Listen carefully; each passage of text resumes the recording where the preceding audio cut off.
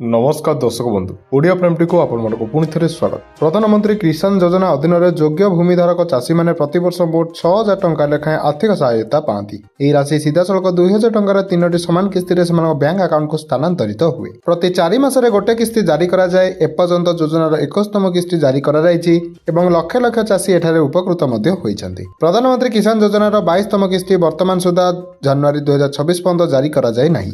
पूर्व ढांचा उपर आधार कर किस्ती फेब्रुआरी 2026 आसवर आशा रखा तथापि एबे मने रखंतु कि जो चाषी मानकर ई-केवाईसी असंपूर्ण अच्छी से 22तम किस्ती पाइबा पूर्व से किस्ती बंद कर 22तम किस्ती पाइबा पूर्व आधार आधारित ई-केवाईसी पूरण करना अत्यंत गुरुत्वपूर्ण। तो एथिपाई आपण मानक कौन कौन पदक्षेप नवा पड़िबो आ केबे मिलिबो आपण मानक अकाउंट रे पीएम किसान टंका बास्ता पूर्व वीडियो को जाने पाई आम चैनल को सब्सक्राइब करी बेल आइकन को दबाई रखिथि। प्रधानमंत्री किसान सम्मान निधि योजनार 22तम किस्ती पूर्व सरकार एक बड़ परिवर्तन आनिया योजना रखिछन्ति। प्रधानमंत्री किसान योजना अधीन एक अनन्य चाषी प्रमाणपत्र बाध्यतामूलक कराइपारे। यह चाषी डिजिटाल प्रमाणपत्र उपर विवेचना करा।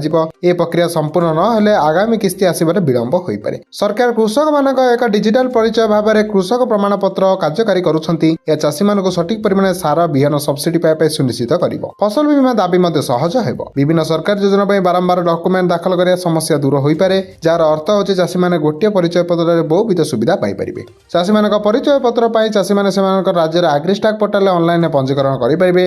प्रथमे सेमानक आधार व्यवहार करी ई-केवाईसी करियाको पड़िबो। परवर्ती समय सेमानक तांका जमी परिवारर सूचना प्रदान करियाको पड़िबो। विवरण सठिक हेबा परे याको जांच करा जिवो। एक अनन्य चाषी बोली परिचय पत्र जारी दिया जिवो। ए परिचय पत्र जेते शीघ्र आपण माने पाइबे सेते शीघ्र आपण माने पीएम किसान टंका पाई परिबे। तेबे या थिला पीएम किसान आगामी किस्ती को नै आजिर लेटेस्ट अपडेट। तो एही परि खबर प्रथम जाने आम चैनल से जोड़ी होई रहंतु। धन्यवाद।